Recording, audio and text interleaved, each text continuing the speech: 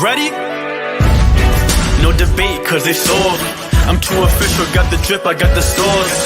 Bring the proof when it's time to tell the truth. I'll be at the corner booth, find me in the corner booth, yeah. Still standing and defiant. Slay the competition, cause I'm walking like a giant. Bring the proof when it's time to tell the truth. I'll be at the corner booth, find me in the corner booth, corner booth.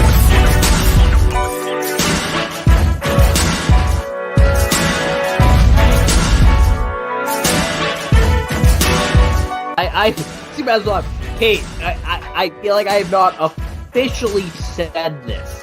I've tiptoed around it. Kate, will you marry me? Do I have to answer now? Or?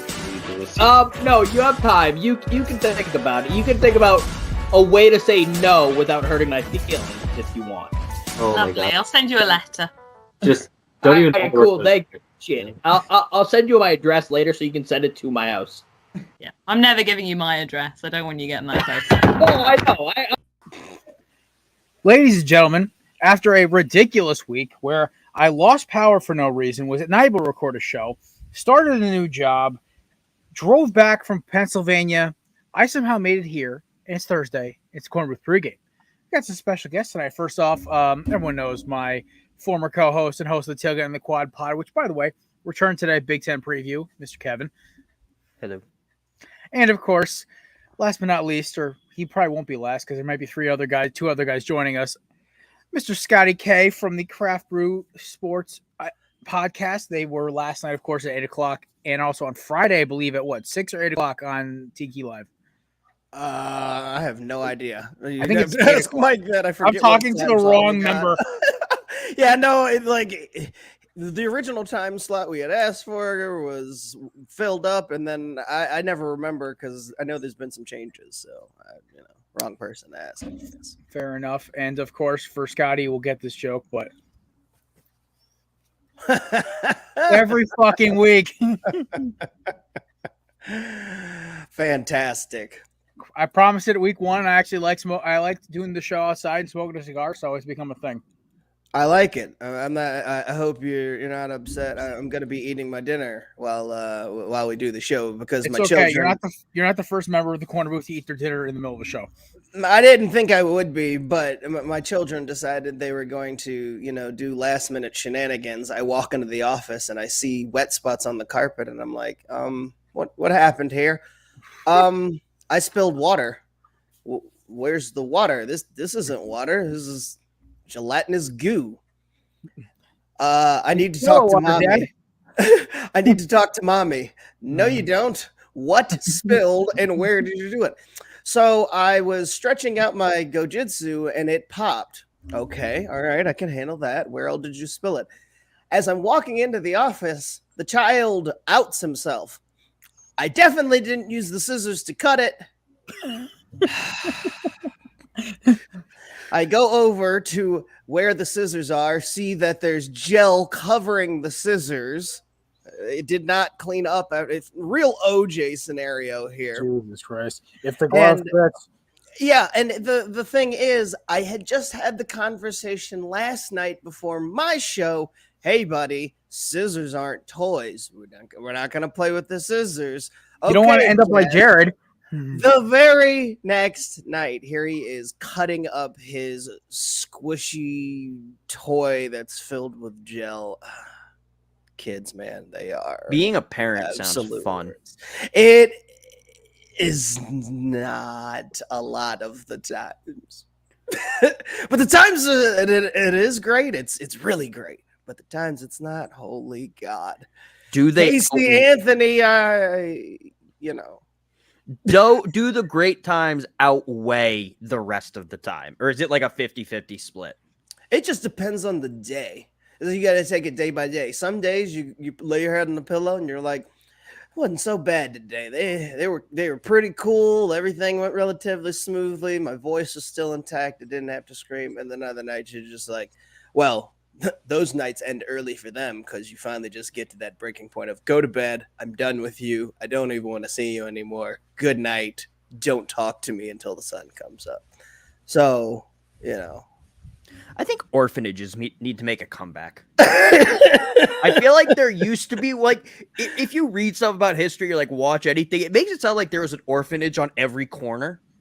And Yeah, they just you're got right. rid Back of in, them like, in America Back in because- the gangster days, it seemed Yeah. like there was orphans everywhere. because Angelina Jolie decided to be trendy to adopt kids from China and Africa and Russia. So that's where all the trendy white people adopt their kids from now. It's true. So there aren't orphanages anymore. And it's a shame. It's a dying industry. Millennials killed orphanages. We've killed everything, according to the people in front of us. Ironically, the people in front of us killed the planet and the economy, Mm-hmm. but the diamond industry. But they'll still killed blame it. us for it. Yeah, they'll blame us for it because we brought it up. Kevin, I hate to point out the elephant in the room, but if it was in charge of millennials not to kill the orphanage industry, if it was up to Heather, you might be in one of those. Fair. I think Steve probably would have stopped that though. I was an accident. Actually, Does that count? Does that count? I mean, I don't think a lack of orphanages stopped her, because I think if she really wanted me gone, she would have just left me at the liquor store one day. And that's where Kevin's love of booze started. They gave me Twizzlers. I think they felt Give bad. me Twizzlers. I think they felt bad because I was there with my mom like 3 days a week.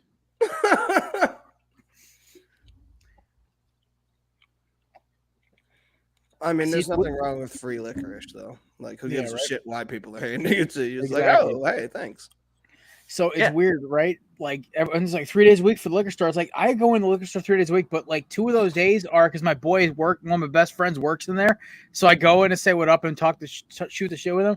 Also, I'm trying to go on a date with one of his coworkers, so I also go in there for that. I never have to buy anything. I go in once a week to buy something. I was gonna say I don't know if getting a date with like convincing her you're an alcoholic probably not the best way to. Well, get she a also date. works out with me in my gym, so that's where I know her from first. She then became coworkers with my buddy. Kevin. Oh knows no, exactly what I'm just talking about. saying if you went in 3 days a week and bought stuff 3 days a week to get a date with her, I don't think that's the Oh, move. I literally walked in yesterday, shot the shit with her, my buddy, my other buddy Josh, who's the assistant manager, for like 10 minutes, and then walked out to just have come to find my power's out, and EverSource has not given me a fucking response why it's out. Me being rip shit fucking pissed, was about to fucking start throwing shit. Explanation: my power lines that they were installed in the 70s underground were not properly insulated, so my acidic soil burns through them. America. Boomers did something bad. Oh my god. No, it's your fault, Jared. Shout out to EverSource. Shout out to the EverSource social media team. I called them a bunch of clowns, and they tweeted me back and asked me, DM us where the problem is. We'll get to it right away. And I literally said, in my personal, and then like, oh, we already have a technician on scene. Like, I would hope so. One of your board of directors lives on my street. Yeah, that's why you Or treat me upper level management. What? Yeah, no. Like it's so funny, right? Like during the hurricane, during the pandemic, the really bad one, literally, we were the last street in town to get power or internet back, and she was so she got on one of her boss's cases, I guess, because it's like one of your higher ups lives on this street, but yet you will not give us back power. But to their credit, the street that we were connected to that has our power grid looked like I hit by an artillery barrage. So like there were like power lines on fire during the storm. So, I mean, yeah. But speaking of on fire, the Cleveland Browns quarterback room, if Watson gets suspended, is amazing to me. It's going to be a complete shit show until he comes back, and I love it because it's his fucking karma. So, with that in mind, if you guys been Who's living left? Josh Dobbs and Jacoby Brissett. Jacoby Brissett. He's always hanging around where a starting quarterback is going down. Or get in trouble. Hot Yeah. take: if Deshaun gets suspended for the year, the Browns go 10-7, 11-6 with Jacoby Brissett at quarterback. Huh. So That's an interesting assessment. I don't know. About that. I think he got a raw deal in Indy. He got a raw deal in Miami too. I mean, I don't I disagree with that. I don't know. It's a tough division for them to be stacking up wins. Yes, with Jacoby I Brissett. think the team's good enough around him. I don't think Jacoby Brissett's going to win you a playoff game, Hell but I no. think he's not going to make mistakes that lose you games. And handing the ball off to Nick Chubb, and if they don't trade him, Kareem Hunt or Dearness Johnson, any three of those guys can fall forward for 5-6 yards.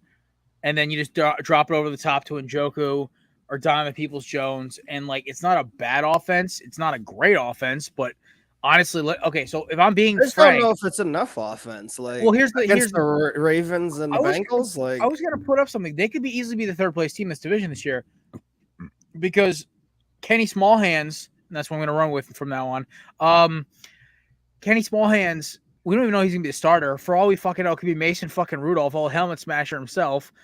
Not good. It's going to be Mitch. It's going to be, yeah, you know what? Kiss and Titties Mitch week 1. They for sure signed him to that deal to start him. Yeah. I just also with Pittsburgh, yeah, they have a great front seven, but their secondary is still like eh. And what the fuck are they doing at receiver? Is Chase Claypool going to be that number one guy? Is Deontay Johnson the number one? Are they able to get the ball? Because who knows who the hell is throwing them by week 4? I don't know. It's a double off Kevin's take. The Browns might win like 8 games because they literally just run the ball down your throat and have a great defense. But they're not going to be a playoff team. If anything, they're going to be like that last team who's going to get knocked out in the final week. But I just find it hilarious how they were a Super Bowl team if Deshaun Watson started. Maybe first round exit, second round exit. But I was going to say they were not a Super Bowl team with Deshaun. I was just going to say they weren't getting over that. Were a playoff contender to start. Like a legitimate contender, not just a fringe team. But it's karma. They fuck over Baker Mayfield, who's now a Carolina Panther, which I said this in front of Beth and Matt when we did our show 3 weeks ago when this whole thing started. I said Baker to the Panthers makes them instantly a 4-win better team because he's that much better of a quarterback than Sam Darnold. I don't know if he does. Well, he also just gets to hand the ball off to McCaffrey if he stays healthy, or Chubb Hubbard every. That's the big part. If McCaffrey stays healthy, he's never had a receiver. Oh, sorry. Go. This isn't a comment on Baker's abilities. I'm a big Baker guy. But I think that Panthers team is so bad. Yeah, it's not good. All right. Especially at the skill positions. Like Robbie Anderson and DJ Moore, not a bad receiving core. Robbie Anderson doesn't want to be there. They're just not spectacular either. I say DJ Moore's top 15 receiver if he's 15. Well, I also think like he's also the best receiver he's had because OBJ in Cleveland was kind of just either injured or pissed off. And he's got to stay healthy. He's got other issues too. Like you got to go all the way back to in college when he had CeeDee Lamb as a freshman. He had Charleston Rambo, and he had no, he didn't have Rambo. He had CeeDee Lamb, and he had what's his face. But none of this matters if McCaffrey doesn't stay healthy. Like he doesn't. Also, are we forgetting he had Jarvis Landry? I would say Jarvis Landry's. I'd say DJ Moore at his best over Jarvis Landry. I wouldn't. Slightly. I mean, I just think because I love DJ Moore's versatility. He can go vertical or he can go into the mid, underneath or over the middle. Where Jarvis Landry's not going to beat you with speed. He's just a technician running routes. We still haven't really seen it with Moore though over a full season. It's like flashes and then getting hurt. He had stuff. Take it from a guy right on his hurt. I had him on my fantasy team last year. Trust me, I know, Scott. I know. That's what I'm saying. I know from fantasy where I'm just like, God, like he just can't have that consistent. But it's like the same thing with Terry McLaurin towards the end of the season, or when DK didn't get through the ball thrown to him because Russell got pissed at him. It's all on the quarterback. So yeah, I guess. I mean, I don't know. It's going to be weird. I think they could finish in.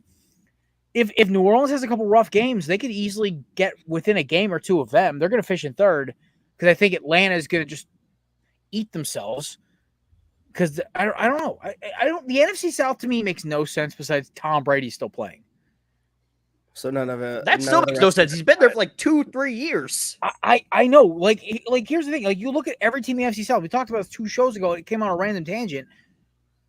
Atlanta has a lot of interesting skill guys and a decent defense. They just can't rush the passer. You go to Carolina. Carolina's got some interesting weapons now. Baker, and they've got a decent running back core if McCaffrey stays healthy. good running back. Or McCaffrey is healthy, and their defense ain't bad either. They're just the head coach is just, I think he's fried. And then you go to New Orleans, everyone's telling me they're going to be a Super Bowl favorite, and I'm like, but Jameis though, like he's got to show me he can get there. Jameis looked very good before he got hurt last year, and he can see now. I don't think Jameis is a question mark anymore at quarterback for this team. Well, I think Kamara for Allen is their coach. Mm-hmm. What did he shoot at Oakland? He went 4-12, right? Maybe. Yeah, he wasn't a great coach. Yeah, but also this is an all like a pre-built team. He's coming into a team that's already been built. They've added pieces. So you're saying like Larry Coker, 2001 Miami kind of type, not the same talent, but like similar, where it's like the talent's there, just show up and don't fuck it up. Yeah, pretty much. I that's how I view the Saints team right now. They did lose Armstead. They lost some pieces, but they've added some good receivers. I also think it's hysterical that Atlanta has had two of the top 10 most physically gifted pass catchers in NFL history, probably at this point. Julio Jones and then Kyle Pitts, who's probably going to finish in that top 10 range, and just refuses to throw them the ball in the red zone. Well, you know what's going to be funny? Watch now that Matt Ryan is now up in Indy, Desmond Ridder or Marcus Mariota, whoever starts for them, is going to like be top 10 in red zone touchdown passes. Because unlike Matt Ryan, they're just going to chuck the ball at their best guy. They also have that guy. It should have been doing anyway. Yeah, well, it just shows to Matt Ryan's weirdness. Like they also have, Julio Jones in 2015, 1,871 receiving yards, 136 receptions, 8 touchdowns. That number sticks out every damn time. I'm like, what the hell? As a guy who drafted Julio religiously for like 5 years when he was in Atlanta, I would clean up in PPR leagues or like receiving yards were double, but touchdowns, I would get beat. I would have to rely on, because I think I had Hopkins and Julio back to back. I somehow pulled that trade off. I got rid of Devontae Adams. I think it was the year Adams got hurt. I think it was 17. I literally got rid of Adams to get Julio, and I traded, I think, a decent running back. And I ended up doing okay because I had Kamara. I still lost in the second round, which still pissed me the fuck off.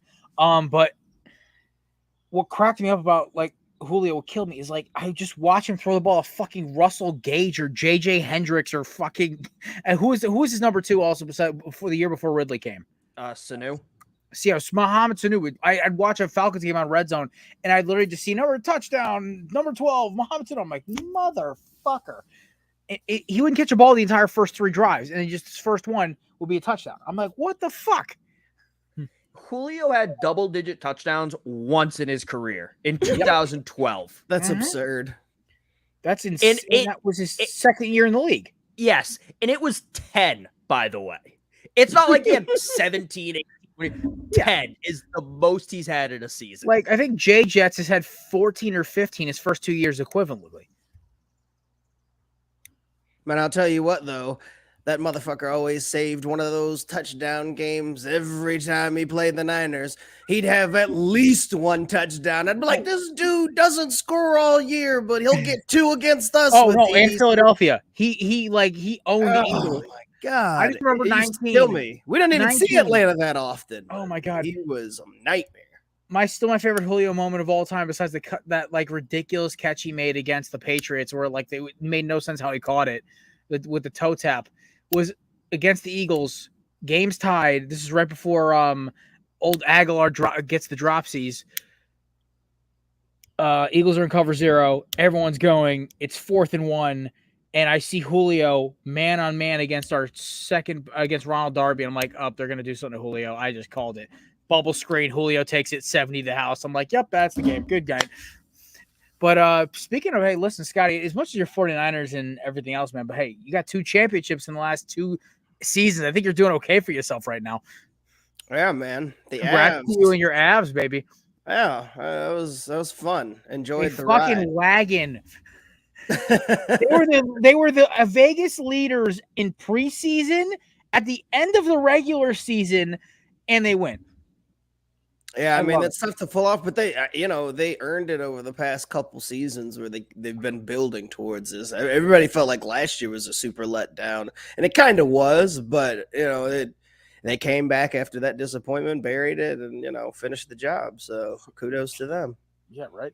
So And the Lightning didn't three-peat, so thank you. Yeah, even Thank better. Yeah, that was nice to see the Lightning finally lose. Like I didn't mind when they won; it didn't really bother me, but yeah, it was getting a little ridiculous. I think at 3, especially after last year, and I think the long-term IR cap circumvention it's a rule. They didn't break a rule. I don't want their coach to call a hastily scheduled press conference to bitch about me saying they cheated when I'm not saying that. But I don't like it. I don't like that's a rule. So I'm glad they lost. Oh no, fair enough. I mean, like one of the biggest things was like I was talking to a buddy of mine from high school who was a big Lightning fan, only because he moved to Tampa in college, and that's when they started getting good. When they had like Stamkos just getting into his prime and everything else before they became champions, obviously.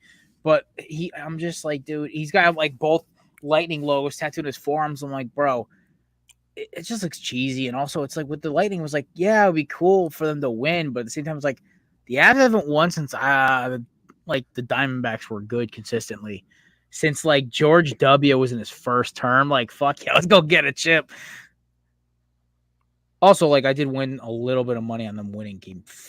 Whatever their their third win of the series was, I won like $6 off of a whole $6 off of like a one over like a $1 or $2 bet. I mean, like, listen, I had like $1 or $2 left in my DraftKings account. I was like, oh fuck, I put on the Avs. Congratulations, big winner. Thank you for winning me $6. And Scotty, since you were of the Craft Brew show, I wanted to bring out this beer that was $21 for a 4-pack. Super Soaker by Beer Tree. Fucking amazing. 8.1 IPA. What kind is it? It's a double IPA, New England style IPA. It's from Park City, New York. Johnson City, New York. Please. Ingredients, good sir. They don't even say this shit. Oh, wow, they don't even say the hops in this shit. That's really terrible. I'm definitely getting some Mosaic in this, as obviously because that's like one of my favorite hops. In El Dorado, because that's the one that kind of tastes really grainy at the end of it. But I'd have to look it up. It's very good. I had it on vacation. So I was in the Poconos for 4th of July, and so my crackhead ass goes to Beer World, which, by the way, worth $23 a can or $23 a 4-pack. No, it was worth about $19 a 4-pack. I think the upcharge because New York's a shithole of a state. It makes sense. Fair enough. I can co-sign New York being a shithole of a state. So in New York State, there's one good redeeming quality about New York State is that they have this great chain called Beer World. And I've been to their flagship location, which is the size of your usual mom and pop supermarket, filled to the teeth with craft beer from everywhere in the fucking country. I found the Abita flavors from New Orleans, which, by the way, me and Kev both love Abita. I didn't even know these flavors existed. And I was in the brewery in New Orleans like 5 years ago. I was finding shit from California, out by you guys in Ohio. I was finding shit from fucking Oregon, Nevada. And so I saw Super Soaker because I heard one of the boys over at Scoreboard Ags bring it up. So I was like, fuck yeah, I'll get this. And I'm ringing myself out. I bought my boy a 36 rack of Miller, because in New York, you can only get 36 packs, which is just insane to me. I love it, but at the same time, I'm like, why is it $72.84 for this? Oh, my God. I also bought Walder's by Lagunitas, which is, Kevin knows, one of my favorite, way over the top alcohol IPAs. It's 11.7. I'm just talking about a 36-pack of Miller for $72.84. No. This was 21. The Lagunitas was 15. And the Miller was 30. I thought you meant just the Miller. My God. 36 pack of this being 72 makes sense. If I went up to a register and I'm like, hey, I just want this pack of Miller, like, it's $72, they're like, all right, cool, you can go fuck yourself. Well, Kevin, I would open the pack, dump it out on the floor, and then leave. Kevin, you and me and you and my dad burned through what? A 30 rack of Miller in 2 nights, and we were drinking that sparingly. Oh, I like Miller, but I'm not paying $72. I know, like any beer. For me. I look over, I look at the receipt. It says, not for just 36 of them. $21.50 for the freaking 4-pack. I'm like, Jesus. Like, if I paid $72 for a case of Miller, it better have been a 72 pack. Right? Then I'd be Even like, then, I here think you that's an go. overcharge. Touche, but I mean, I'm at least getting a beer per dollar if I'm buying that much Miller Lite. Right. Good God. You know what I never got? Why Miller Lite is more expensive is less expensive than Miller High Life, when Miller High Life is considered a cheaper beer. Yeah, I don't know. Oh, because it only comes in it's really hard to find in cans. That's why. Oh, yeah, I guess I don't. Yeah. Also, Scotty. Yeah, So my best was y'all reaction when I said on your show last week that I was drinking a 24% IPA, Oh, yes. Yeah. And you said you drank one. and then one Coors Banquet, and I was just trash. And here's the thing, right? It gets smoother the more it's aged, so it didn't taste nasty. I drank one fresh about a year ago, and it was like really strong, and it was hard for me to put down. This one, I sipped on, I slugged it back. It was like a regular IPA, and I'm like, and then it hit me. I'm sitting on my couch playing Xbox while I got you guys on my side screen, and I'm like, oh fuck. And here's the worst part, though. It hit me as I'm cracking I think I was drinking a double from Trogs. So I'm literally sitting there just drinking that. I'm like, oh shit. And I'm like, well, I cracked. So bottoms up. Nice. And I had to split wood 90-degree heat the next day. It was fun. You know what beer I really want to try? And I'm going to ask you how much you think it is first. It comes with a bottle of beer in a branded glass. It's 330 milliliters.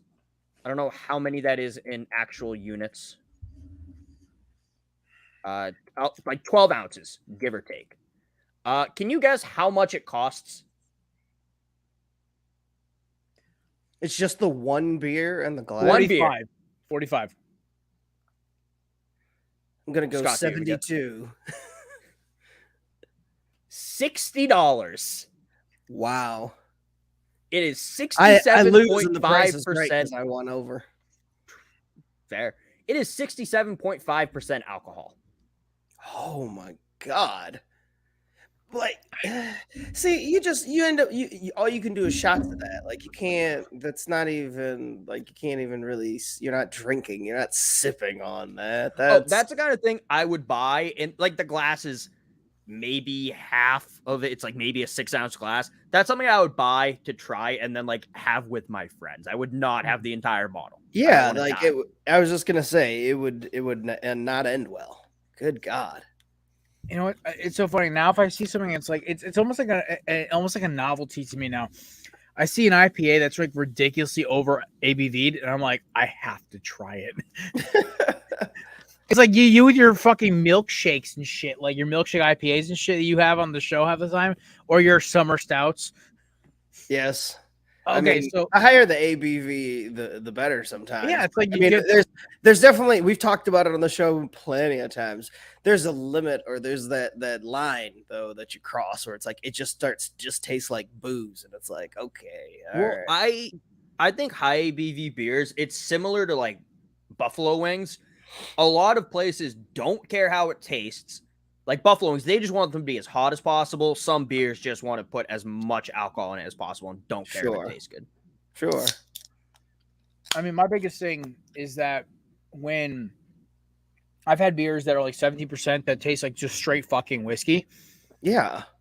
But I've had like a 24% beer that tastes like a smooth IPA that's very strong, but still has a very smooth and very enjoyable taste. I think it kind of varies on what the hops are put in, how it's brewed. Like you said, Kevin, you're right, though. Like a lot of these companies are like, oh, it's 12%. Let's just make it taste like straight alcohol and fucking beer piss. Like, yeah, pretty much.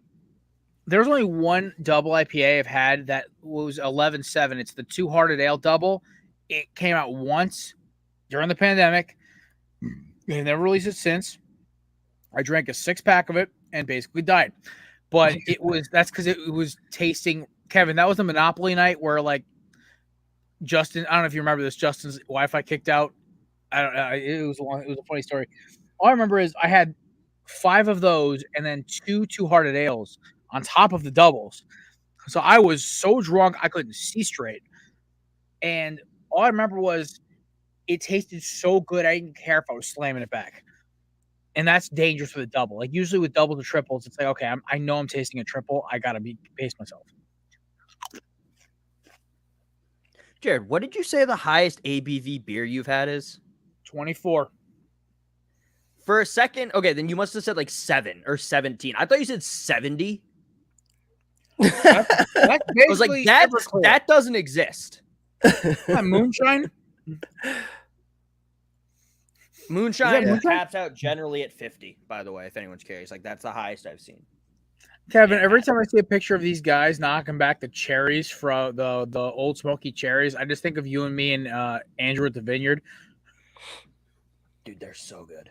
They're so addicting. That's you put one of those on a shot glass with some vodka or some more moonshine, you're just like, oh, I'm gonna die. I've just poured a bunch into a bowl and just eaten them like regular cherries. You sick fuck.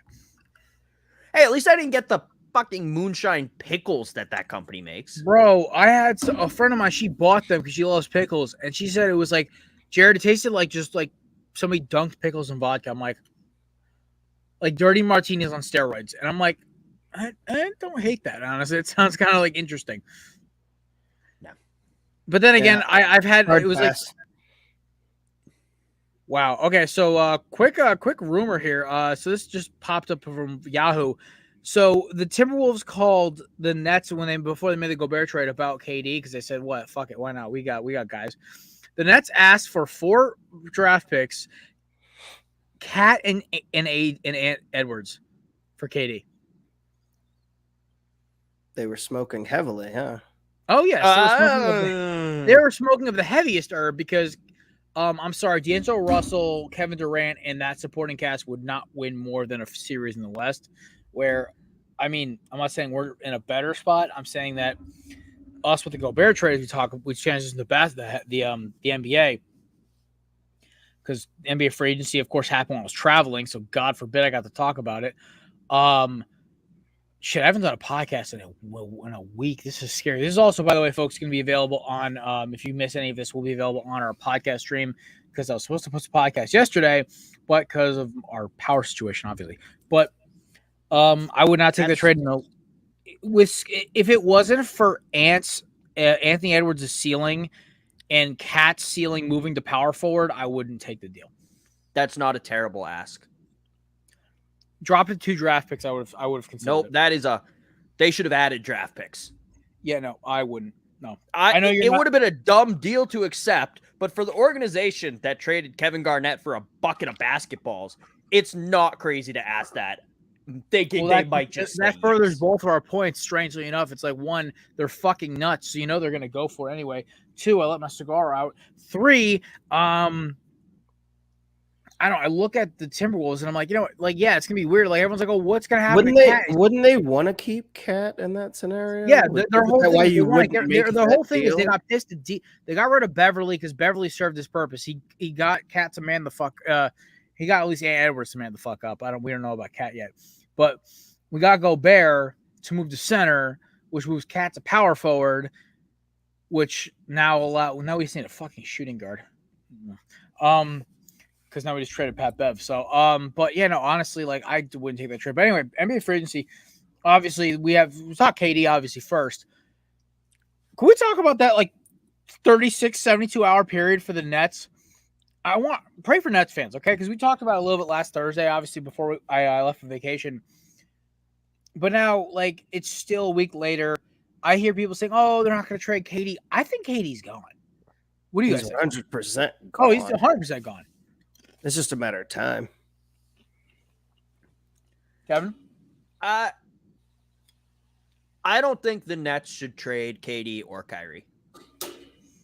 It's not whether or not they should. It's they're going to have to. Like if they sit out, that contract doesn't count. Right? And KD's there for 4 more years.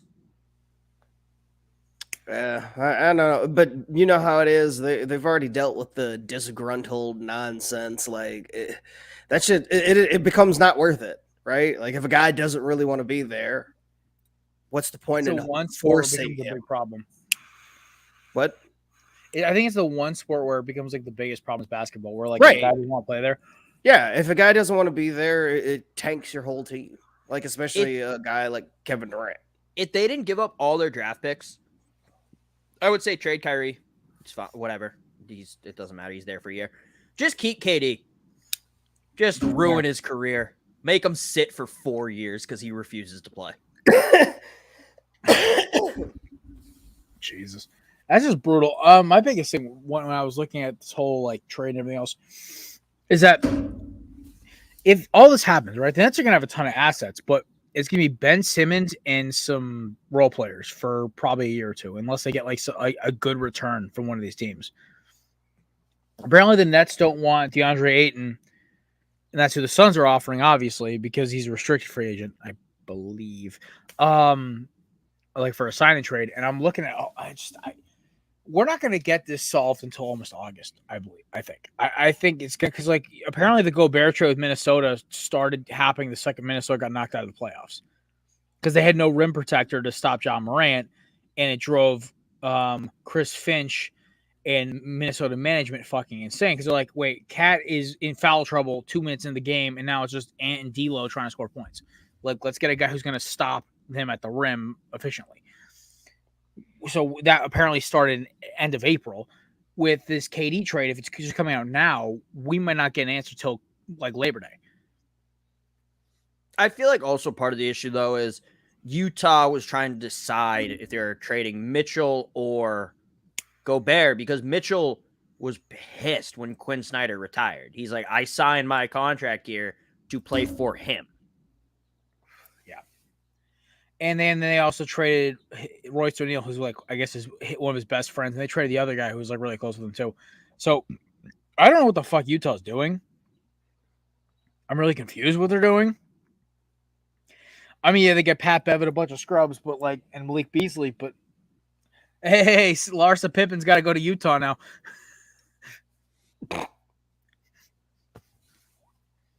I love that meme. The fact that she's dating a 6-man now. What up, Scotty?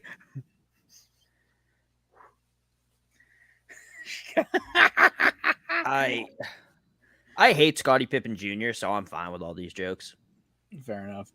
Who is he? He's on the Lakers roster, right? He's on like Lakers practice squad or whatever. Yeah, he's in their summer league right now. Oh boy, I saw like I completely forgot. I forgot the NBA season's so weird to me because the finals just ended like a month ago.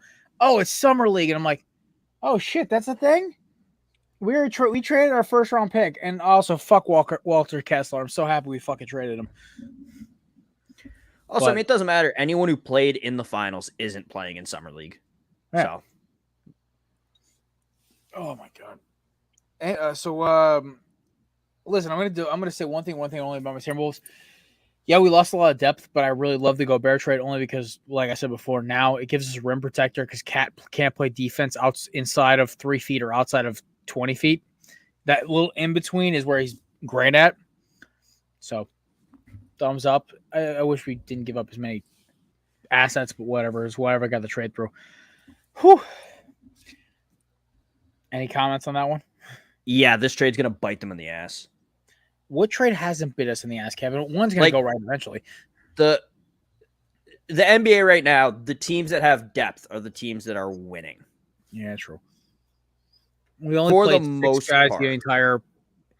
We played a lot of guys to play. I don't know. I don't think this changes much for the Timberwolves. It's like I think it gives us more rim protectors, but now we're I know, but it doesn't increase their amount of wins in the They're playoffs. They're a 5-6 seed at best now. Yeah, I mean this was a net loss of nothing. Like it just they're running in place with this trade. I don't really understand it, to be perfectly honest with you. Like, I mean, it doesn't make them better. Like, it doesn't make them championship contenders, and that's the whole point, right? Like, yeah. I mean, also shout out to Kevin's team for didn't you guys just swipe Malcolm Brogdon? Yes, and he's coming off the bench. Such a Boston Celtics move. Marcus Smart is our starting point guard going into next year. Look, I like Smart. I love Smart. Defensive player of the year. He's not a point guard. No, he's not.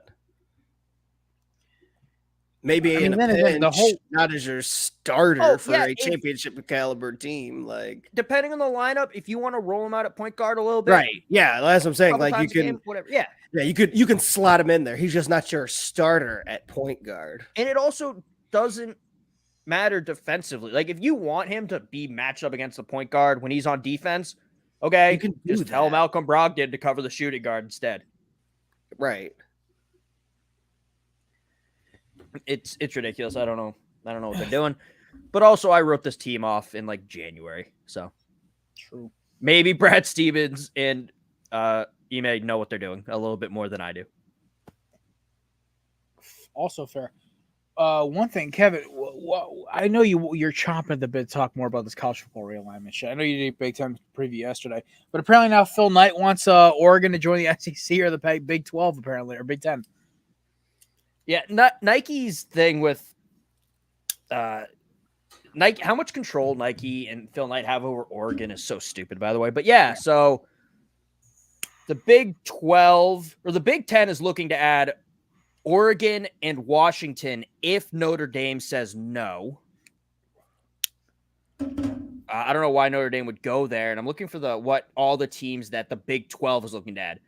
I think it's like Arizona State, Arizona, Colorado, Utah,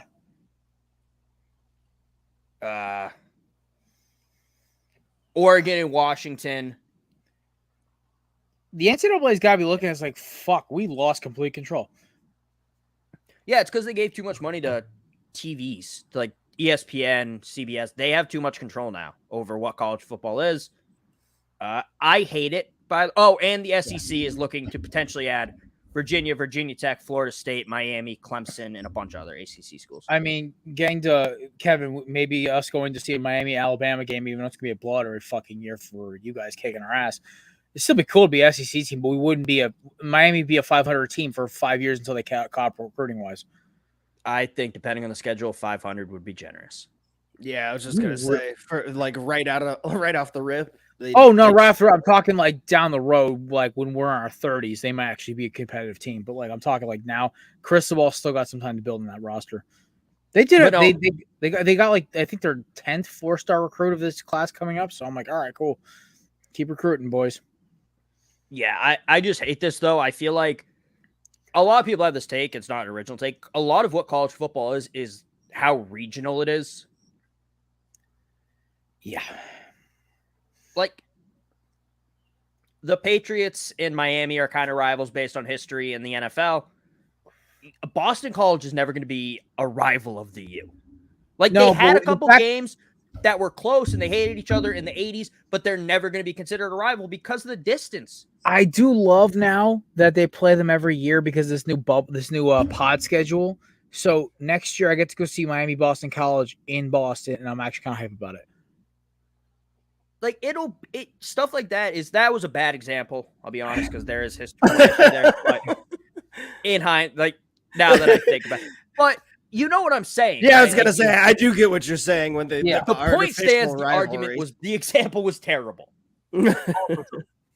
It's like in baseball when they force the rivalries on the teams that don't have natural ones and it's like, oh, we've got the Yankees and the Mets and the Chicago teams playing each other and the Bay Area teams, and those all make sense. But Arizona and Detroit guys, yeah. Right. They're like, there's just some teams that just don't even have that natural rivalry because there's not even anything close.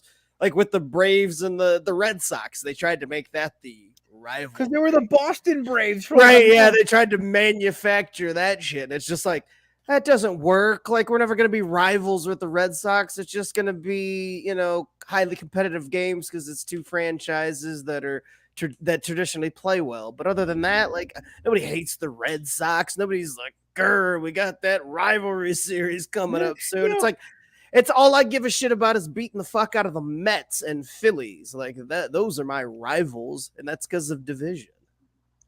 What cracks me up? Go, Kev. And I'm okay with like Oklahoma and Texas going to the SEC. Regionally, it makes some sense. You have Texas A&M still now in the SEC. They were rivals. Missouri, Arkansas were in the same conference as Texas and Oklahoma a while ago. You have Alabama playing Oklahoma in the college football playoffs a lot. You have the 2009 national championship. small changes like that stay within their region, kind of, I'm fine with. Right. It's the fact that we have fucking USC and UCLA joining the Big Ten. I'm sorry. Can't wait till they match up against Rutgers. Come on, that's a big rivalry. You know what's really scary? I cannot wait for a Lincoln Riley USC team to walk into like Ames, Iowa, and get the shit piss kicked out of them. Yeah, they may score some points, but Iowa plays so physical. These USC kids are gonna be like, oh fuck, we actually have to stop a running game. Like, what the fuck is this shit? Because the Pac-12 is basically a passing league. And they don't even do that well. The Pac-12. So, like last year, Kevin, you had a legitimate point preseason. Yeah, but also the ACC like ate itself this year. Like it was literally just a giant clusterfuck of everyone trying to kill each other. It was great though. That's so fun. Oh, it was so entertaining.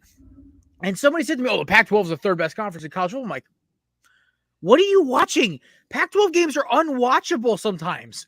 They're 4 ugly." years ago, I would have said the Pac-12 is the fourth best. I would have said ACC is the worst. Yeah, no, you're right. But now that Miami's caught up, so is North Carolina State. Clemson's Wake regressed. Forest is competitive. Wake Forest is good, which is like, oh my God. Like last time I heard Wake Forest, Chris Paul was playing point guard for them. So like what it blows my mind is college football has become such it's a regionalized sport, but they're trying to make it unregionalized, which doesn't make any fucking sense. Like I'm literally wearing a fucking Miami hat right now because it's my second favorite sports team. And what, besides my Eagles, obviously, but what cracks me up is that like, oh my God, Miami might join the SEC. That's cool, but it doesn't make any fucking sense. It's like, guys, like the whole point of the conference is, okay, I get 4. If there was 4 conferences only, amazing, perfect. That's totally okay because now you have the 4 best teams make the conference, make the whatever, because there's 4 spots to fucking play off. You really want to get that fucking technical about it. Is it ideal? No, I would have liked to like the Power 5 plus the fucking the other where the fuck Cincinnati was from. Group of 5. Yeah. So that worked, but now it's just becoming this crazy shit. I also hope Texas and I really hope Texas plays 2 years in the SEC and gets fucking railroaded every year so they go back to the Big 12 with their tail between their legs. They're not going to do well. But so also, they're going to turn to Vandy? Vandy at least is okay at basketball. Sometimes is really good at baseball, and they bring up the conference GPA so they can stay. There you go. But I already know how the Big Ten scheduling is going to go when UCLA and USC join. It's going to go like some shit tier school. Rutgers is going to go to USC, then go to Columbus, then play a game at home, then go to UCLA, and then go to Michigan State. Meanwhile, Ohio State every year is going to go either you're playing USC 1 week, UCLA the next, then you have a home game, or they're going, all right, you're going to play USC, you're going to have your bye week, then you're going to go to UCLA. It was so funny. Like for years we talked about this. Yes, I got to give the SEC credit, Kevin, because the SEC, as much as like Alabama's been their darling and been like their go-to like juggernaut, they don't really play favorites as obviously as the Big Ten and the ACC do. The ACC has been kissing North Carolina and more and more Clemson's ass forever. But then you go to the Big Ten, which is even worse. And we saw them change a fucking rule. And we saw JD blow a gasket every time he brought it up in the show last year because basically Ohio State shouldn't even made the fucking college football playoff in 2020 because they basically broke the rules. They only played like six games and then got railroaded by Alabama, which was karma. But it's just the way that the Big Ten just caters to Ohio State and to Michigan is just hysterical to me when there's like 4 other competitive teams there that they fuck over every year. I don't know if the Big Ten caters to Michigan. I think kiss Ohio. I know they kiss Ohio State. It's Ohio State. That's what they do. And the SEC probably does play favorites behind the scenes a bit, but it's for Alabama, Georgia, Florida, LSU. The programs that I've been throwing Auburn as a secondary favorite. Yeah, I don't know if Auburn gets favorites played. I don't think they're good enough at anything. You know what? I can't even make a joke about War Eagle Roll Tide because you're kind of right because Auburn's been butt cheeks since 2011. It's funny. The Nick Marshall year, sorry. Auburn likes calling themselves an everything school because Alabama did that. So they're like, no, we're an everything school. We made the Final Four. We made Omaha. We're a good football school. No, you're not. But also, do you know since like 2015, what sports Auburn has a national championship in? I think it's like women. No, 0, right? Or it's like women's curling or some shit. It's something ridiculous. Equestrian. Yes, That's not an NCAA sport. It's barely even a sport in any sport, in any league. Now, and look, they're good at equestrian. Don't get me wrong. But wow, rich white kids riding horses. Congratulations. It's not rich white kids riding horses. It's kids who grew up on farms riding horses. Oh, I'm sorry. Inbred white kids riding horses. They're so in tune with their horses because they were probably inside of them before the meet.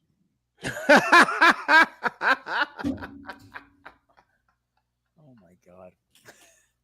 This show is really, I forget every time I bring Kevin on, there's always a chance there's some incest joke or something fucking ridiculous, and here it is. Also, shout out to Mike. I understand why Mike's not here, but fucking Mookie just going, Scott and Mike are showing up, possibly. I'm like, yeah, you want an invite? He goes, maybe. And I sent him it. Mookie gone. Are you shocked? No, because for 3 weeks straight, he texted me, I want to come on. Okay. Send him the link. I'm too drunk. Okay, whatever. I'm at a rehearsal dinner. I'll do it mobily. I'm like, the fuck are you doing, Mookie? Do it mobily. Do it mobily. God, at a rehearsal old. dinner. Scott, I make fun of you and Mike for being old. Mookie's actually, anyone who says I'll do it mobily, old. Just say I'll do it on my phone. But also, don't do that at a rehearsal dinner. Problem solved. Or at least fucking tell me at a rehearsal dinner. Also, I don't get, I'm too drunk. Has he never seen our intro? That makes it the best because of COVID. You and me were trashed every episode. Yeah. Does he not know what this show's about?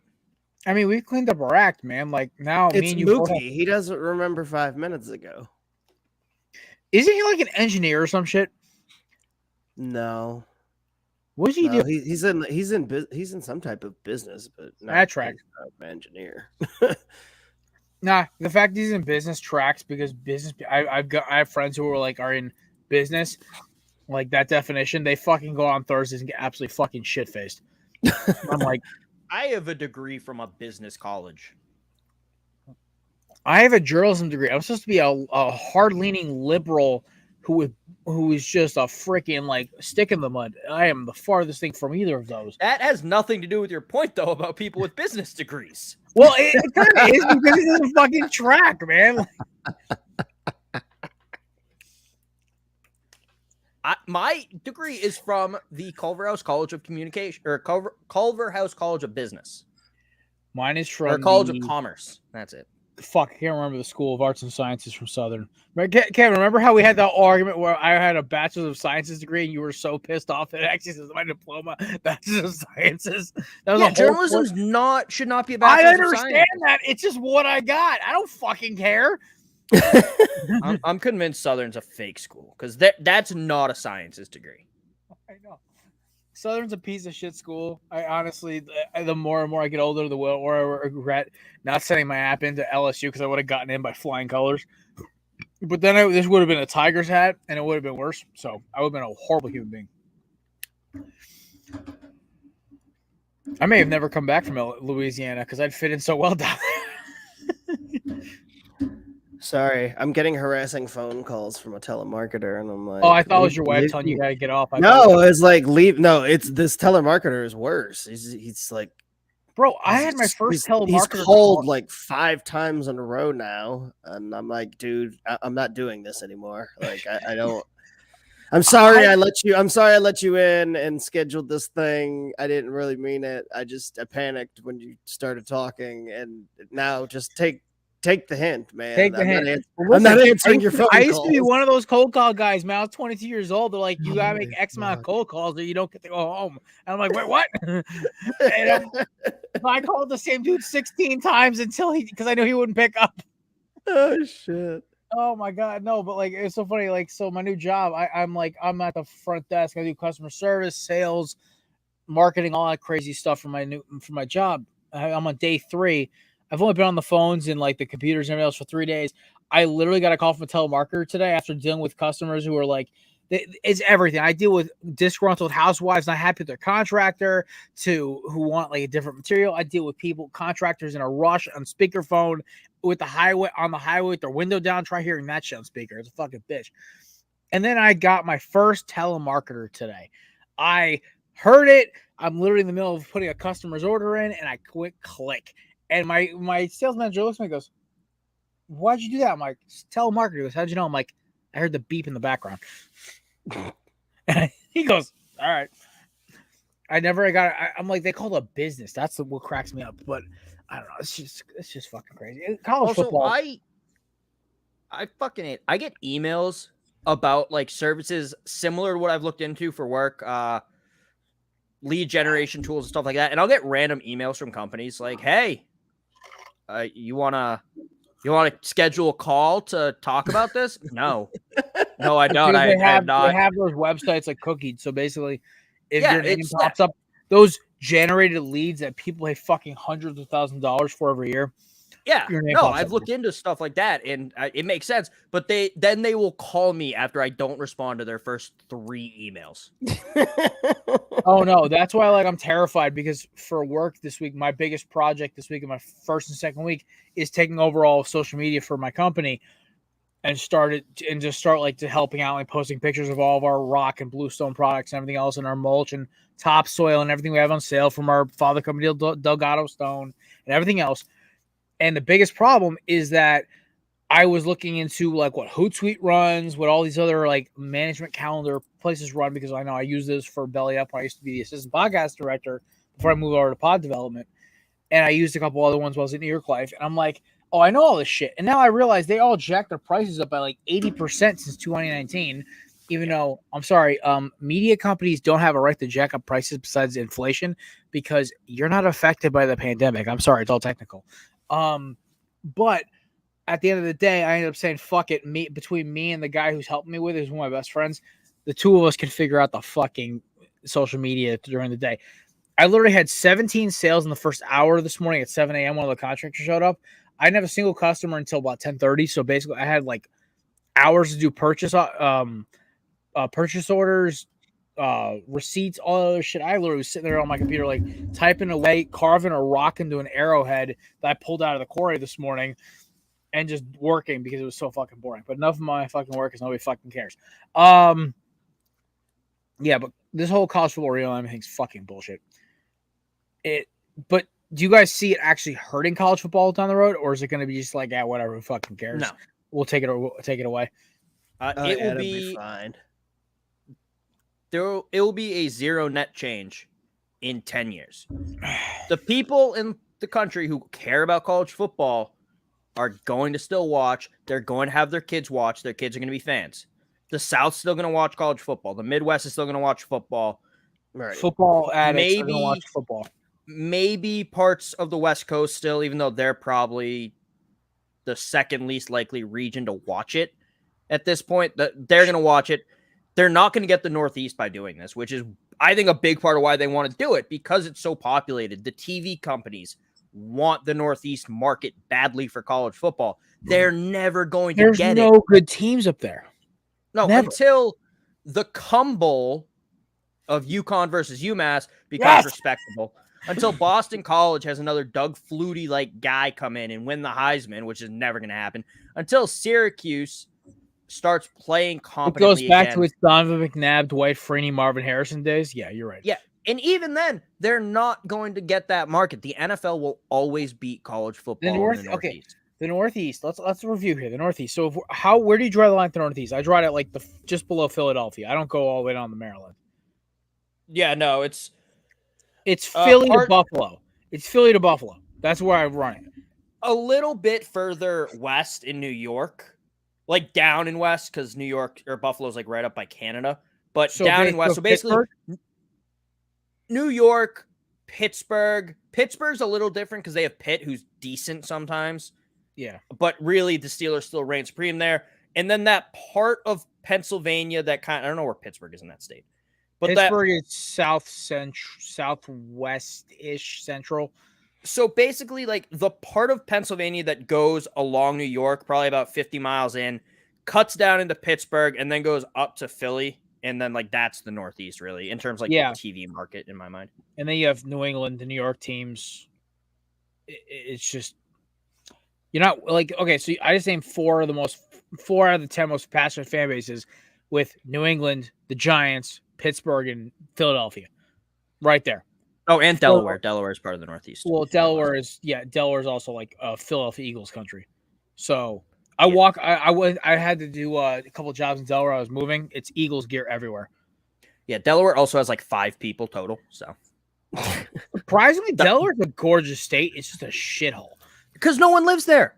I know it's so they haven't destroyed the state's natural beauty yet. You know, it's weird. So you know how backwards Delaware is? I think I've told the story before. Not in the show though. I'm literally doing a delivery to the South Shore of Delaware. Hey guys, I gotta run. Bye, Scotty.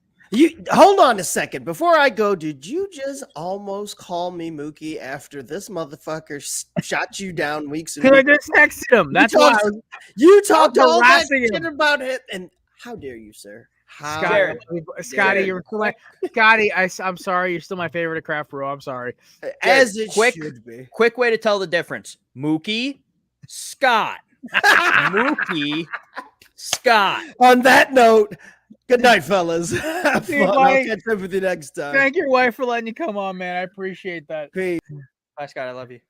Oh my God, he's the best, man. Shout out to Scotty Kaiser. You can check him out, Craft Brew Sports, every Wednesday at 8 on their YouTube channel, and every Friday 8 on Tiki Live on the Belly Up Sports channel via your Apple TV or your Roku.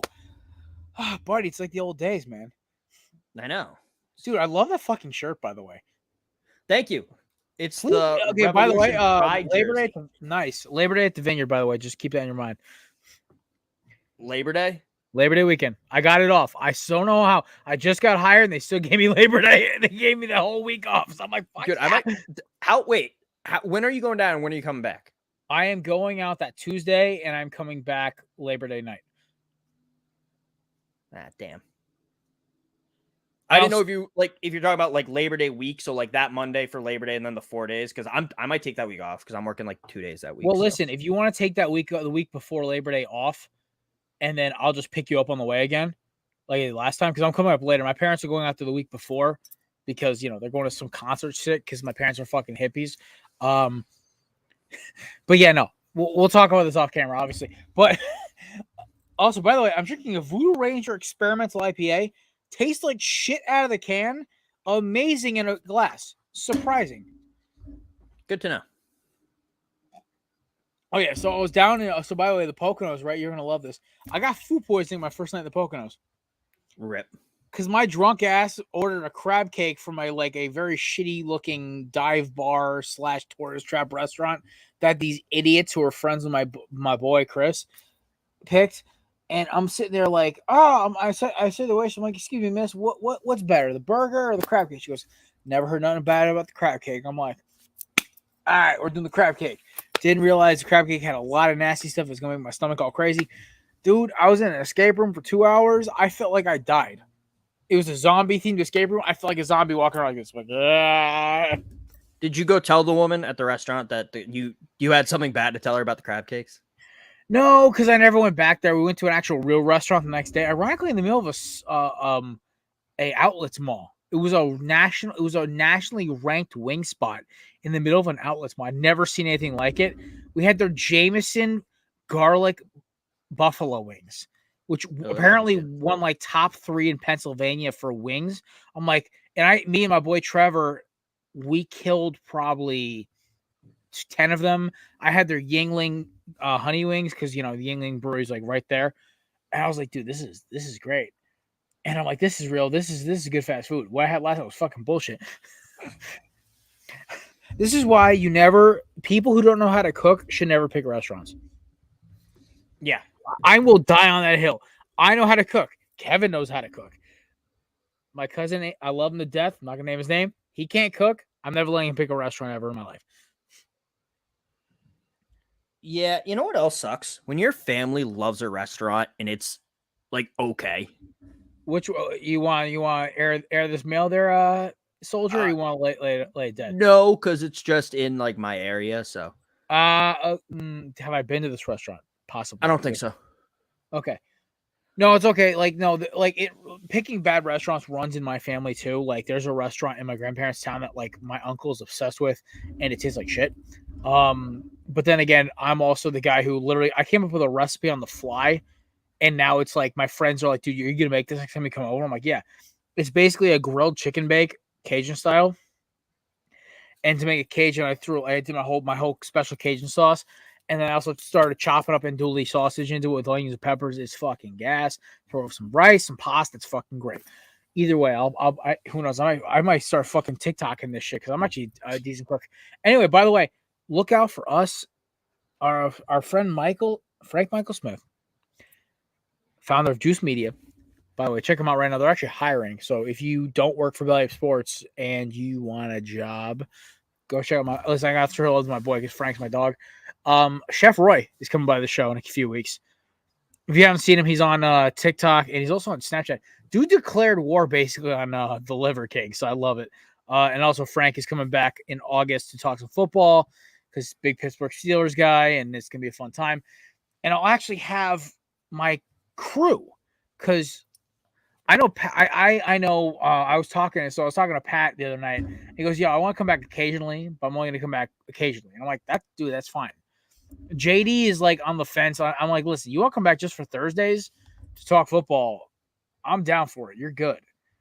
Because honestly, Matt's the best co-host besides Kevin I've ever had. So, because one, he unlike like Kevin, he actually pushes he puts up some content. I have to do something at least behind the scenes to at least keep the show running. So shout out to Matt. He is unfortunately not here tonight because his girlfriend bought them tickets to Thor Love and Thunder, and he didn't have a say in the matter. So, and also like I'm going to see it tomorrow, so I'm not complaining either. That is not getting very good reviews. Really? Yeah. From who though? But then again, it's the same people who these critics who fucking said like that Thor the fucking what's it called? That the Ragnarok sucked. That's true. I don't know. I've just seen headlines. I'm like, I'm not reading it. I don't care. I'm going to see it tomorrow, and he's my favorite superhero, obviously. So I'm obviously gonna watch it. I'm probably gonna love it regardless. I didn't even think Venom 2 wasn't that bad. It was way overpaced. Like it was like running a marathon on cocaine, but like it was, wasn't terrible. I still haven't seen Maverick yet. I mean, talking Maverick yet. I really need to get on that at some point. I was gonna go watch it my week off when I had when I was between jobs, but I was like, that or sleep in, because I'd go like a matinee movie, and then I work out, go to a matinee movie, come back, cook, whatever. But oh my god, all right, we got about Kevin. What do you think? 10 minutes from now, we'll do a Korner Booth. What's it called? We'll do the dartboard and head on out of here. Sure, I gotta make my lunch for tomorrow anyway. Fair enough. Brittany Griner, by the way, pleads guilty to charges in Russia. So, this is Brittany Griner pleaded guilty to bringing hashish oil into Russia on Thursday, telling a judge that she had done it inadvertently while asking the court for mercy. One, Russia's a shitbag country. Whatever. Fight me, Russia. Two, yeah, it sucks that Brittany Griner got locked up, but she didn't get locked up for the drugs. No, she got locked up because it was American. Whatever. She got locked up for being a gay black American woman. 3 red flags in Russia. Yeah, pretty much. 4 actually. I don't think they like women that much in Russia. There you go. Well, no, gay black American. Yeah, okay, that tracks. It sucks. I mean, I'm not the biggest fan of Brittany Griner, but she's a badass WNBA player, and hopefully she gets. Apparently, America wants to make a trade for her. So, weirdest trade she's ever been involved in. Probably too soon. Yeah, a Russian arms dealer. Yeah, right. For her, one of like 3,000 that we probably have in custody. Yeah, but he's like the biggest. He was You know the movie Lord of War starring Nicolas Cage, Yes, who's an arms dealer? He was called the Russian Lord of War. that's just insane. Yeah. I think that's also part of the reason probably they arrested her, so they could try to get that trade through. Probably back. You know, They have to throw some picks in that trade, though. Like, come on. guaranteed.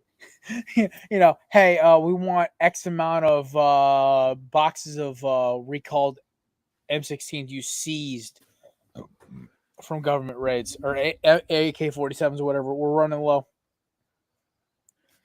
No, just like, we'll give you the Russian Lord of War for Brittany Griner, and you leave the Ukraine. Well, fair.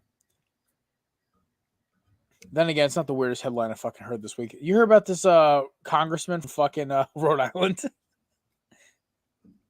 Probably. The one who was like twerking on the beach and told her to vote for her constituents to vote for her? Is this the one who was a stripper?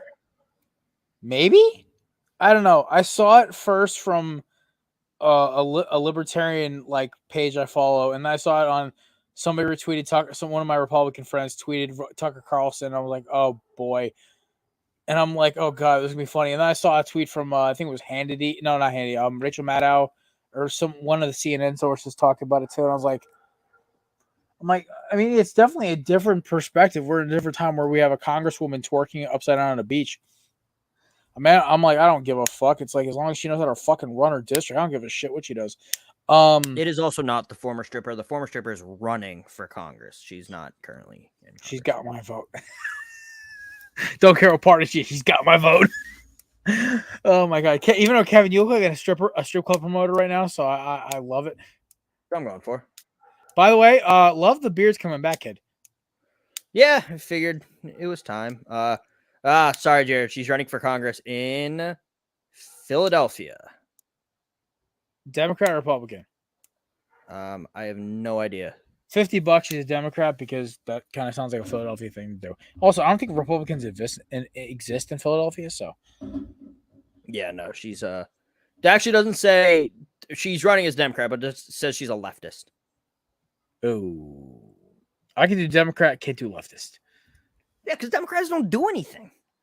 True. I mean, then again, most political government officials just fucking suck. Anarchy 2022. Oh my god. Did you see the video, by the way, of Portnoy getting harassed by some lady because he's anti-union? I don't know what city they were in. He was with his girlfriend and his dad. I don't think yeah, they're on Nantucket. Yeah, Nantucket. Some girls yelling from over a fence, and all I see is his girlfriend who's they were just getting yelled at. And like I think I saw the video, and I love at the end his girlfriend, who's by the way your age, literally just yelling, "You're fucking ugly, bitch!" And I'm like, okay, I respect the girl a little more now. No, that's not what happened in the video. Well, no, like it was the girl called Portnoy ugly, and his girlfriend said, "No, he's not." No, but at the end, she calls her ugly. Yeah, in response to what she said at first. Yeah, that's what I was trying to say. Okay. Also, I'm surprised Portnoy's girlfriend isn't younger, by the way. Yeah, that kind of seems like a Portnoy move. I mean, listen, man, good for him. As long as he's enjoying himself, fuck it. She's of age easily, and she's. You know, oh no, I'm not saying I'm surprised she's legal. I'm saying I'm surprised she's not like 19. Listen, man, I knowing Portnoy, he'd want a girl he can go out and get a drink with, so it doesn't surprise me whatsoever. All right, so I got to ask you though, seriously, your Alabama Crimson Tide this year, unequivocal. I know you're going to do SEC preview later, obviously, and you're in Tailgate on the Quad. By the way, there are like the close. Like everyone talks about how much we love Craft Brew Sports here at Korner Booth. Our brother podcast is Tailgate on the Quad, obviously, because Kev's like a brother to me. Where do you really think Alabama's going to do this year? Realistically, like if you're gun to your forehead, and if you're wrong, it's a 9mm through your slug. Well, if those are the stakes, they're not winning a game. End it all, baby. No. Okay, no, but like seriously, like so what do you think? Like 10, 11 wins, undefeated game, national championship domination. You think this team's that stacked? I think the defense is the best we've seen since 2016. I think the offense, losing Jameson Williams and John Mechie sucks. I think they've done a fine job replacing them. Their running game is going to be better. Jahmyr Gibbs is a better running back than Brian Robinson. Bryce Young's got another year of experience. The offensive line is still going to be good. Pete Golding seemed like he learned how to coach a defense last year. Hopefully, Bill O'Brien just doesn't hold back the offense too much. All right, so while I got you here, I'm going to ask you. So, and is there anybody in the SEC who can challenge Alabama? Obviously, Georgia. I mean, they only lost maybe 3 out of 4 of their big name starters. No, they lost a lot of guys. Well, I mean, they're one of their best defensive tackles they still have on the roster, and they only lost one of the edge rushers.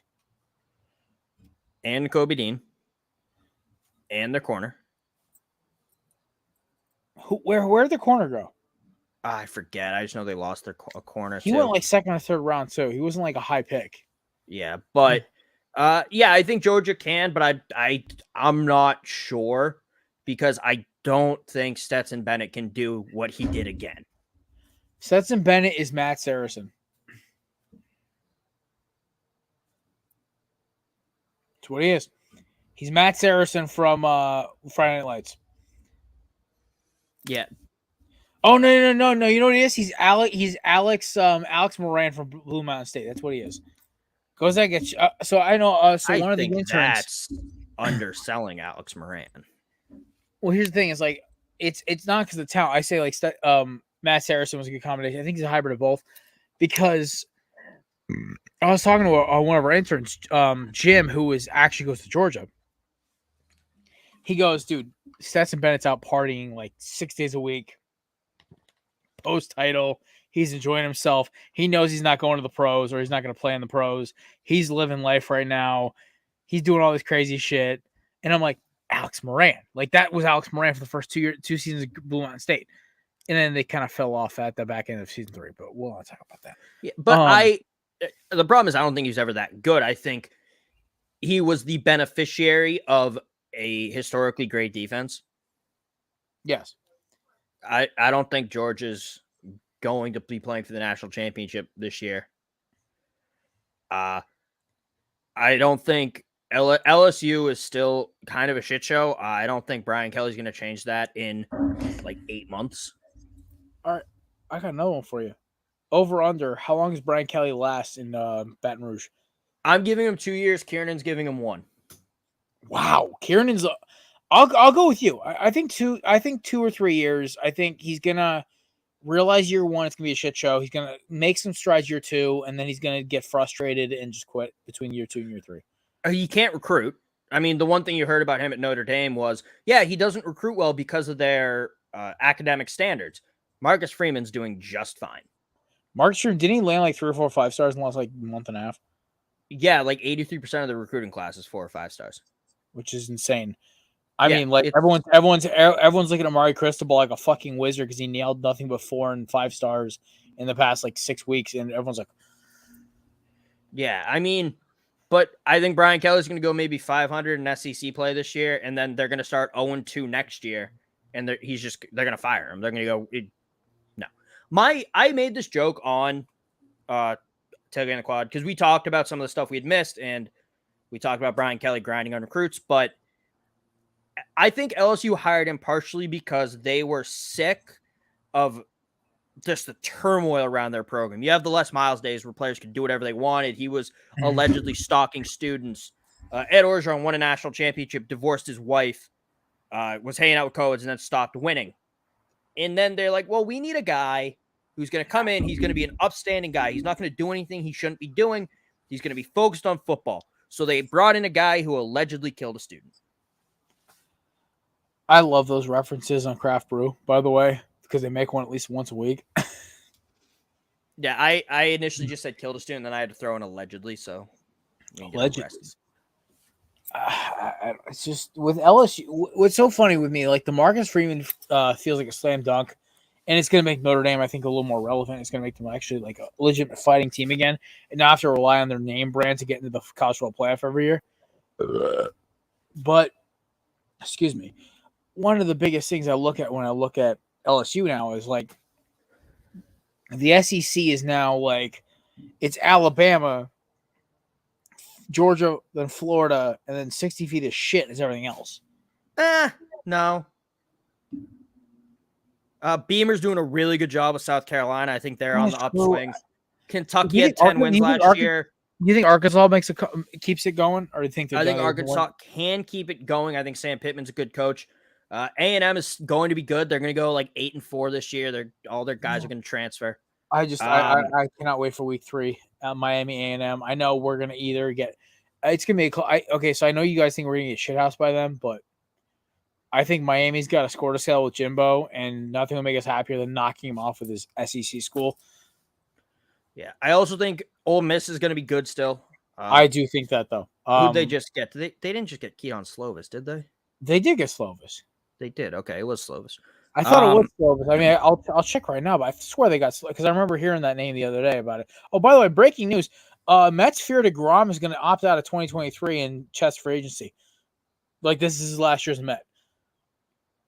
I'm surprised he's been a Met this long. I would get away from that medical staff. They've had control over him this long. He's only been in the league for like 8 years. Yeah, no, he got drafted. I think he was 18. Jesus, Kevin, I think he's my age. Baseball contracts are stupid. Baseball. By the way, baseball unions are fucking idiots. By the way, Tony Clark, I never want to hit a union rep in the head more than Tony Clark. Also, yes, they probably have control over him. They've probably had control over him this entire time. But also, he's 34. Oh, I thought DeGrom was much younger. No.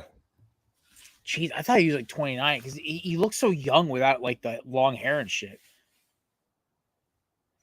Yeah, Jeez, no, he was drafted in 2010. Out of college, right?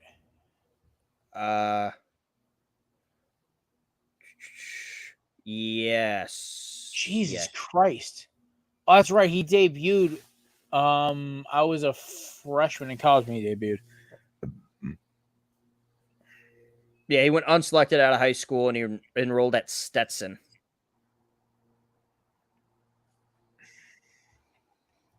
But no, also I think Mississippi State is still dangerous with the air raid. I think teams are starting to figure out more teams are starting to use the air raid.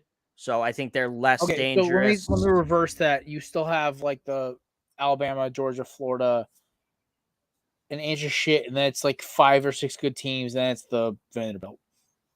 No, still wrong. I don't get the SEC. I just watch.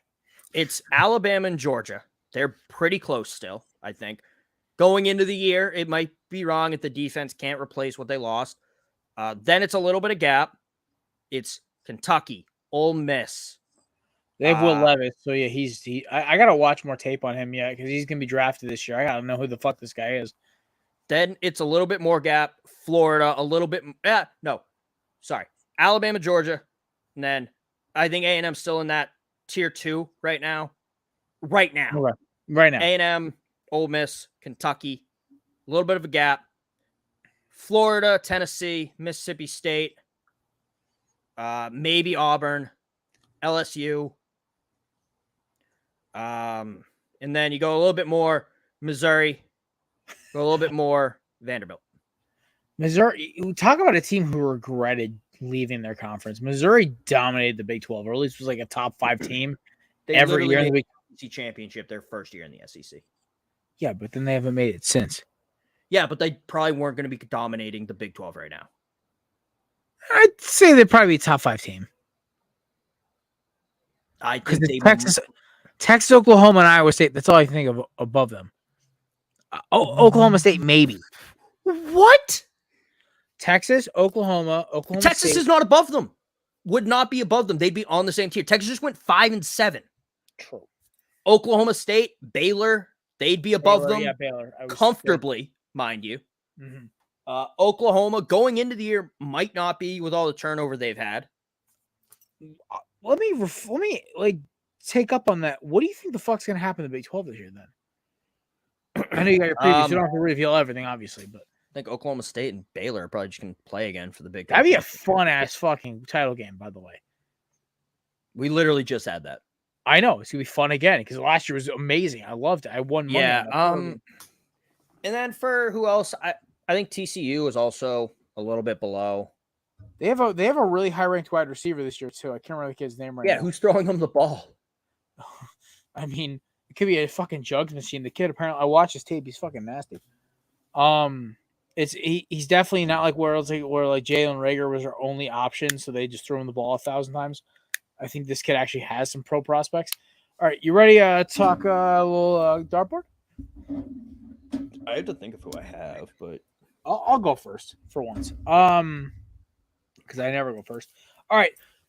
First off, if we're talking dartboard, last week I took USC and UCLA for fucking up the whole landscape of college football, destroying the Big 12, Pac-12, whatever. This week, I'm gonna go with MLB All-Star voters. Every year, there's a lot of good players who get screwed. This year, it's Canada who's declaring war on All-Star voters because every Blue Jay known to man who's got any talent is near the top 2 or leading All-Star voting in the East. Usually, we rely on the Giants to do that out West, and it's kind of fucked up. I just All-Star voting is a joke to me. It should be voted on by the players and the writers and managers. Fans should have a percentage of the vote to me, honestly.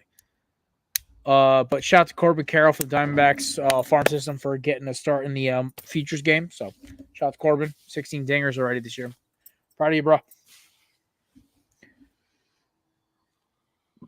Bruins ownership and Cam Neely. Okay. You didn't have a roster to win a Stanley Cup this year. They had a good roster. They had a rookie goalie in who played well. I like Swayman, don't get me wrong, but he played well, but he's a rookie. You have an aging Bergeron. You have an aging Marchand. Defense was okay at times. Depth was questionable after you get past the second line. So what do you do when you make the playoffs and lose to the Hurricanes? You fire your coach, who's made the playoffs every year he's been there.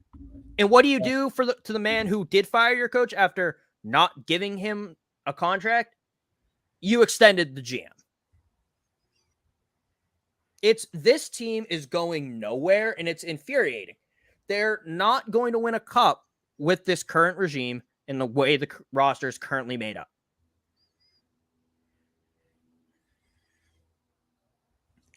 Sucks. I mean, shout out to my parents for re-signing Marty Letang for a 6-year deal.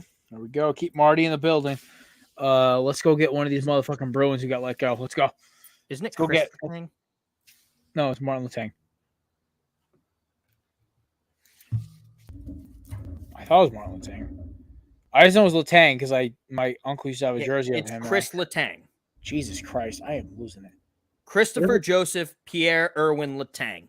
There's literally not an M in his name. Okay, I fucked that up.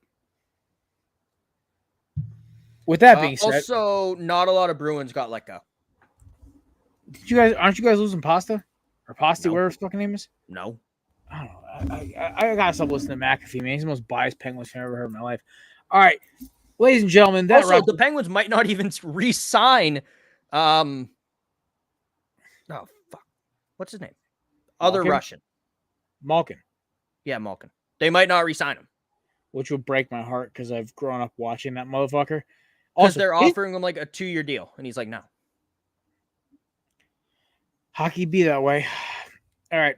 Ladies and gentlemen, we appreciate you stopping by the Korner Booth podcast. Obviously, in the Korner Booth pregame, it's a kind of a crossover episode because I'm going to just upload this audio, just at least put something in our fucking content feed.